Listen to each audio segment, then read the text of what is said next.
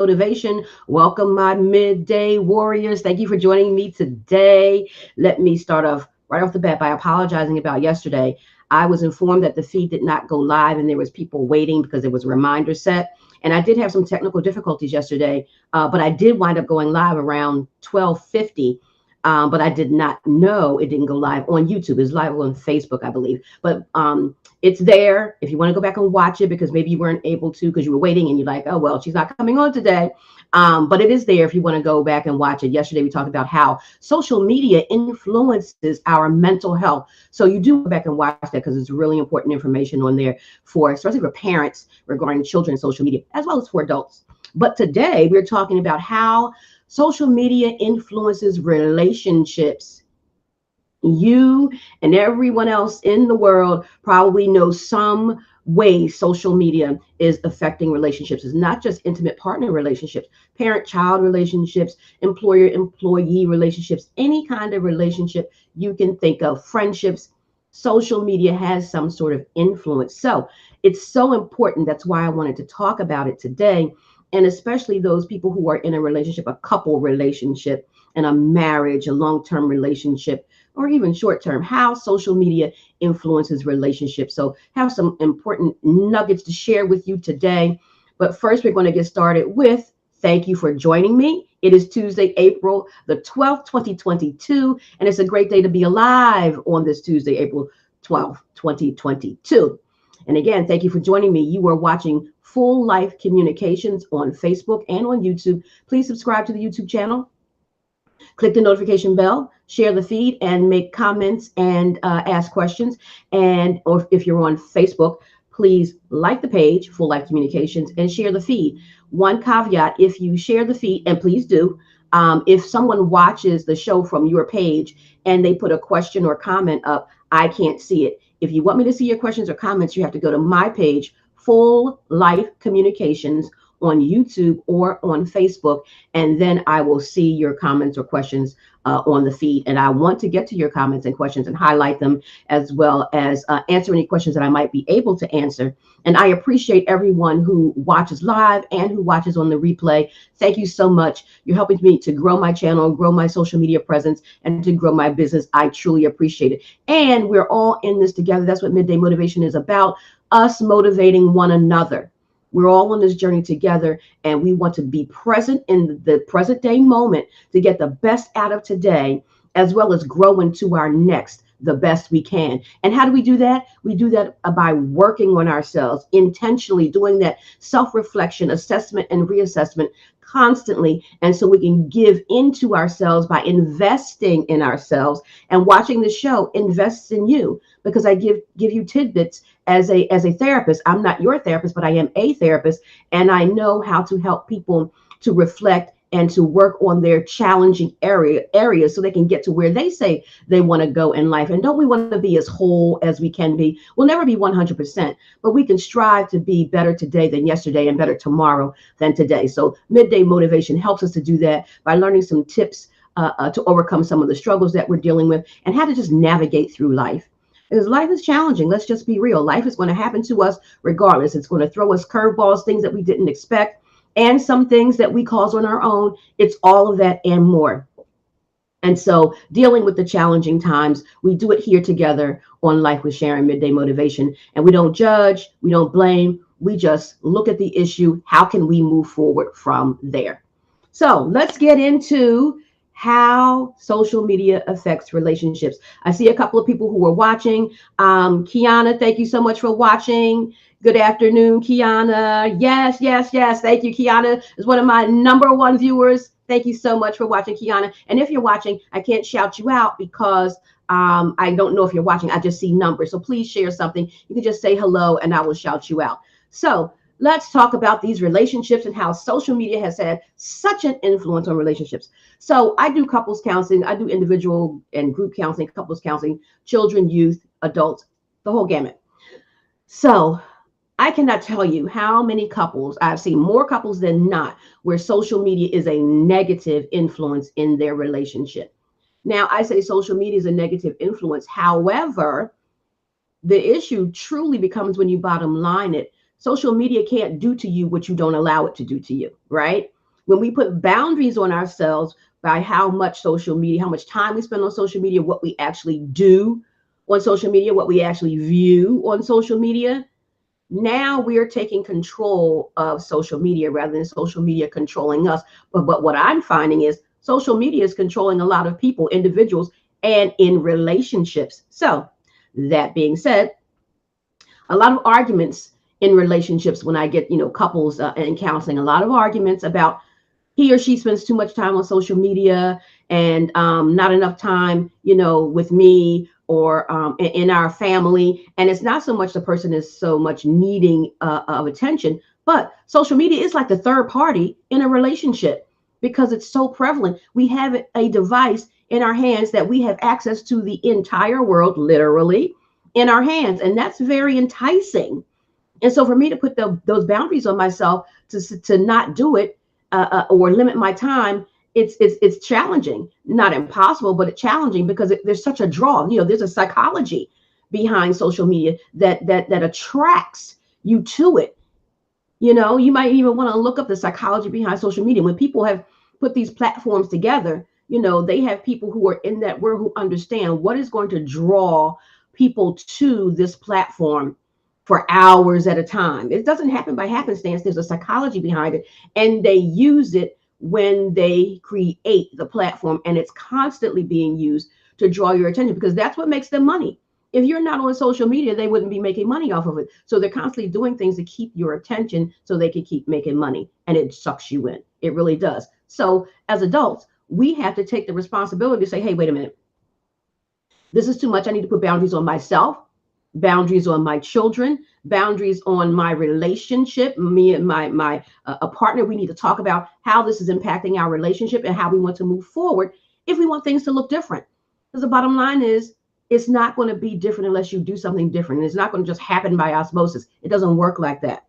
So couples need to talk about how social media is influencing their relationship, honestly, and what they are both willing to do about it so they can move forward more successfully than they are at the present moment if it's a problem. You have people who, a couple will go out to dinner and they're both or one are on their phones, and while they're sitting there eating, it's like, well, why do we can do this at home? Why do we come out to dinner? You go out to dinner so you can socialize, so you can get away from home and things of that nature. But if you're going to do the same thing at home that you do at a restaurant, what's the point of going? Somebody else just cooked for you, which is nice, but it's also too to enjoy one another's company. So being at a restaurant, being out and engaging with your friends, right? Or engaging with your mate or engaging with your children, but everybody is on their phone, then again, you can do that at home. What's the point of going out? And it makes people feel some type of way, especially if there's one person who's always on their phone and the other person's just constantly just sitting there like ho hum. And we've seen it. You've seen it. I've seen it. I've done it. You've probably done it, but it's not a good thing to do when we're talking about building healthy relationships. In order to build a relationship, you have to be present with the person in the moment and in moments. But if I'm looking at my device, looking down, and you're sitting across from me, so what does that say to the person that's sitting across from me? It says, I'm not really interested in your presence and what you have to say. I'm more interested in what's going on this phone, right? And that's disheartening. So you have to talk about social media's presence in your relationships and make some modifications where you can in order to, and we got to be honest. We have to be honest about how much social media plays a part in our relationships. Otherwise, nothing is going to change. And it's okay to be honest about it. If you're spending seven hours a day on social media, be honest about it so you can change it. You can't change what you deny. Okay, we're not going to quibble over the 7 hours you spend every day here backwards. We're just going to talk about today and how we move forward. What's done is done. Can't change that. But what can we do today? We can do something different today, something better today. So another sticky issue in relationships with couples that I see: passwords, passcodes on phones. One person in the couple may say, you can have my passcode. The other person says, no, you can't have my passcode. So then there's a stalemate. And so of course, and I say, of course, it's obvious to me and some people, not saying it has to be the case, but well, for the person who doesn't want the person to have their passcode, say, well, what do you have to hide? Well, I'm not hiding anything. It's just, this is just private. Okay, it is private, but mine is private too. And because I love you, you're my spouse, whatever, you can have my passcode. And then we're at a stalemate. I've seen it. I've dealt with it in my office with couples. Excuse me. And it's a tug of war, and they get stuck right there. And it's all about that device and what goes on that device, whether it's appropriate or inappropriate. I don't know, because all I hear is what the couples are saying. So a stalemate over passcodes and passwords. So I can have the people in the relationship can have access to the phone 24/7 if they choose. It's not like they're going through the phone 24/7, but people like to know that any given moment, if I choose to pick up your phone, I can, and I can have access to whatever it is that you're doing on there. Now, me and my personal opinion is that if I'm not doing anything, I don't have a problem with you having my passcode. So, and I think that's kind of a tendency, the way people think who I've come in contact with. So, with that line of thinking, and it's easy to think that if we're in a relationship and you don't want me to have your passcode there, you have something to hide. So that's been a problem for a lot of couples that I see in counseling. And sometimes, even through the counseling process, that aspect of it doesn't get resolved because people are stuck in the trenches with this issue. And that's how large the social media presence is with us. I'm so stuck on what I want to do with my device on social media that I am allowing, social media is not allowing, I am allowing it to affect my relationship, and sometimes to the detriment of the relationship. That's a lot of power. That's a lot of power. So you see how social media, with the whole psychology behind social media and how it influences us, it's influencing us so much so that it's ruining some of our relationships. And we're not even looking at it in the way that we're really understanding, like, wait a minute, this thing, because it is a thing, right, is ruining my relationship with my significant other. That's power. But here's the thing, you can take your power back. You don't have to allow that thing to have that much control over you. You're an adult, you're grown. You can say, you know what? Let's limit our social media to a couple hours a day. And let that be that. Right? Or whatever. I'm just saying a couple hours, whatever it is that the couple decides. But you can put parameters on it, put boundaries on it.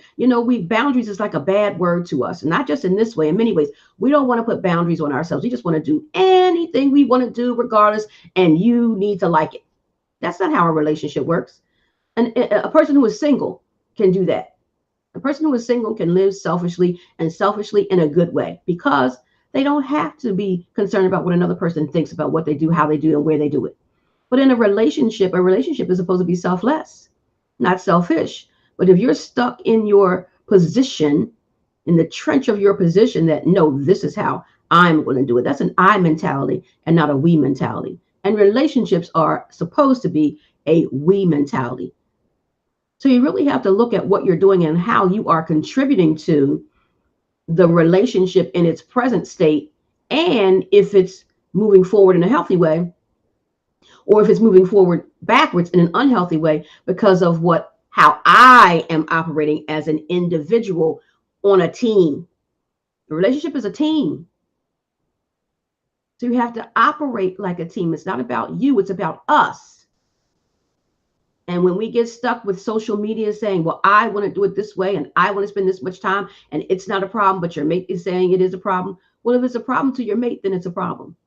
Just as if something else was a problem for you, you would want your mate to see it as a problem and do some sort of course correcting. Same thing with social media. Another area of social media and relationships, posting too much about your relationship online. Just had an argument with your significant other, and now one of you is posting online, I can't believe whatever happened, or so-and-so always trying to try me, or don't try and try me, because you know what's going to happen. And so the other person, now they read this, they know that we just had an argument and you're talking about me. Stop. Don't go to social media and be passive aggressive, because that's what that is. Come and talk to me, not the world about how you think and feel about what just transpired here. Talk to your partner about that. Social media doesn't need to hear your business. Not that they know the ins and outs of what you're saying, but they know something has transpired for you to say that. People understand. Now, whether they know it was with your significant other or whether it was with a friend, that's irrelevant. They know something happened. And sometimes when you post it too much, they then begin to understand who you're having these disagreements or tiffs with, because you're telling yourself subtly and don't even know it. So posting passive aggressively, triangulating in this relationship. Triangulating is when you add a third party into a relationship in a negative way and don't deal with the issue that you have with the person. You bring a third party or a third entity. So in this case, social media is an entity. You triangulated the relationship in an unhealthy way as opposed to going to your partner and dealing with it. That's not healthy, and it's not good for your relationship. So let's stop the passive aggressive posting. And again, whether it's a couple, whether it's a friendship, parent, child, employer, employee, whatever it is, let's stop being passive aggressive. Stop triangling. Deal with the source. Go to that person, be assertive, and talk about what it is that you may dislike. Just do it in an assertive manner. It doesn't have to be a confrontation of wars. Confrontation is a good thing, but it's how you do what you do. Let's not do it to create an argument. Let's just do it by using I statements. Remember, we've had that whole week about assertive communication versus you statements. Don't blame them by saying you. Own your stuff and say, I think and I feel. Own it. They can't take away your feelings, right?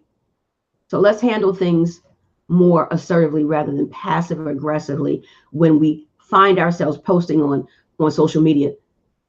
Take a second thought to say, what am I posting? Why am I posting this? Is this something that I should be addressing with this other person rather than posting it on social media because I'm behaving in a passive aggressive manner? Then don't do it. And go address the other person with it. But address the other person once you calm down, once you've gotten your emotions in check, and deal with the facts, not so much the emotions. Separate the facts from the emotions. This was all that stuff that I talked about last week and the week before, with how to deal with issues and communicate assertively. So own your stuff. And don't put everything out there for the world to see, because social media doesn't need it. Because social media is going to come back at you and they're going to make comments and you want someone to get on your side. One of the reasons why you post stuff out there about your relationship. Yeah, girl, tell them. That's right. That's me. Come on.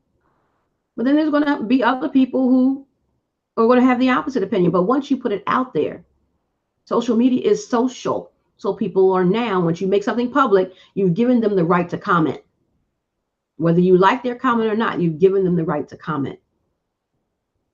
Get people out of your relationships with their comments by not putting your relationship online in social media.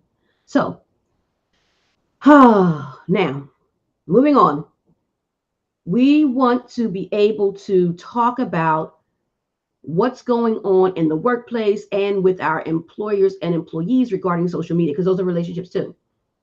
So in an employer-employee relationship, a lot of times people are on social media while they're working, which is company time, which is not a good look.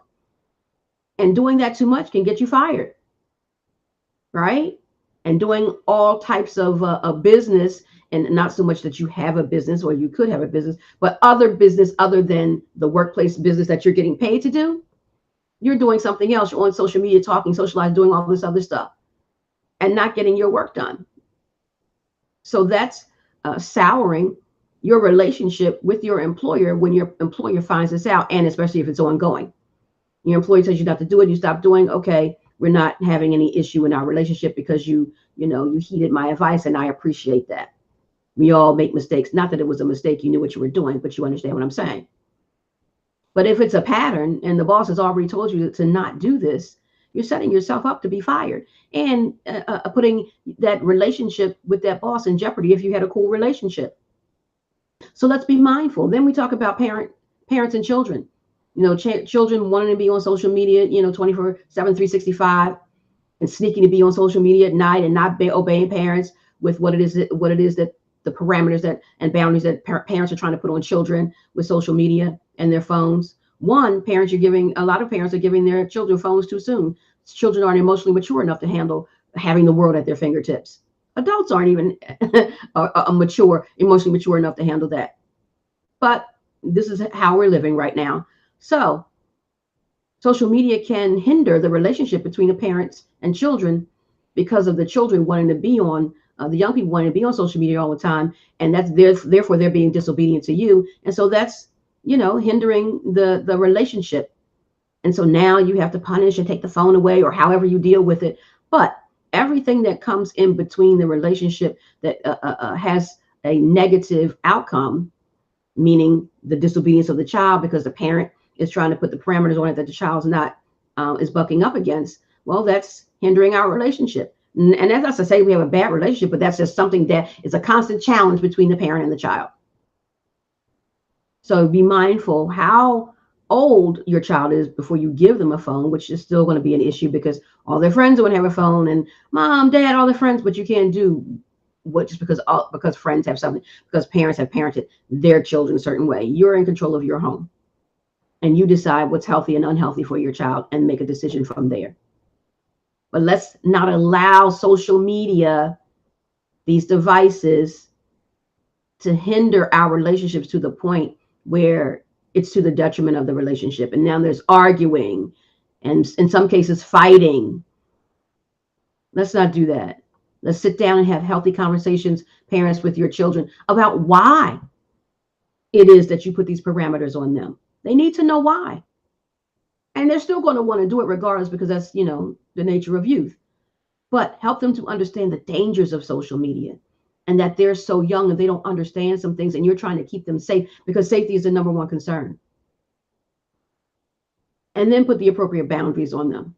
But also, two parents, put boundaries on yourself with the phone. Let them see that you're doing the same thing that you're asking them to do. So when you come to the dinner table, let's just say, no cell phones.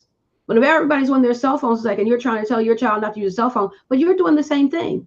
So you know what? Let's have those times throughout the day, throughout the week, where we have no cell phones. Leave your phone in your room while we sit and eat dinner together, so we can talk about the day and get to know what happened with each other's day. And also too, let's plan for the week. Let's plan our game night. Let's plan our summer vacation, whatever the case may be. Let's talk. Let's communicate. Let's be social without the phone, like we once lived before phones and social media ever existed.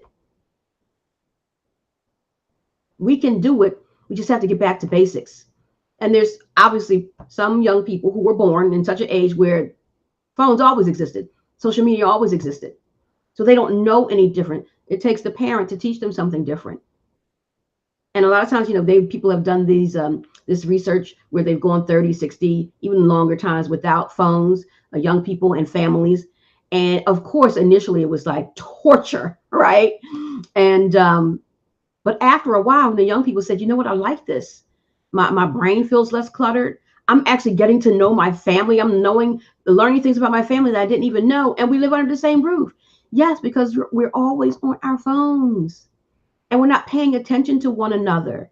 We live in the same house, but we don't know one another. We know everything that's going on with social media, but we don't know what's going on with our family. That's sad. And we say we love each other. Well, people who love each other, love is not just an emotion, it's an action. And when you love someone, you put action behind it. So what do our actions say about the people we love in the house and how much quality, it's not quantity, it's quality time we spend together. So parents, you have control over that. So take the control that you can and put boundaries on everyone, yourself included, in the house, that we're not always going to be on our phones and on social media. That we're going to talk to one another, love on one another, learn one another, and give socially to one another more than the outside world while we're in the house together. So let's be in the house together. So those are some things. There's so much more. There's so much more. That some ways that social media affects relationships. And so take the control that you can. Those of you who are adults and those of you who have children, take the control with yourself as well as your children, so you can have healthier relationships and have a healthy relationship with social media. A lot of our relationships with social media is unhealthy. So therefore, that's why we behave unhealthy in other ways. But we can have a healthy relationship with social media. We just have to put boundaries on ourselves. Sounds simple, but yes, it's challenging because of the lure of social media. But you can do it. Challenge yourself to do it each and every day that you wake up, that I'm only going to be on social media this amount of time, or this time of the day, whatever the case may be. And sometimes we just have to disconnect from social media and disconnect our pages because it's too much, and just take a break. And we're going to talk about that later in the week, about taking breaks from social media and all that entails. But again, that's my show for today. Life with Sharon, Midday Motivation. We talked about how social media affects relationships. And tomorrow we're going to be talking about leveling up. And what do I mean by leveling up? Leveling up to build how we can build social media into our lives, and therefore expand our lives in some way, especially if you are entrepreneurs, business owners. There's a way to include social media in that, to take your presence to the next level, and also too just socially and with your family.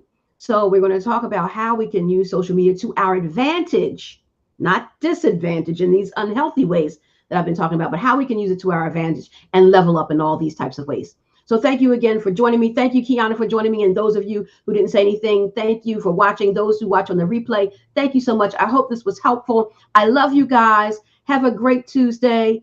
Love you. God bless you. Shalom.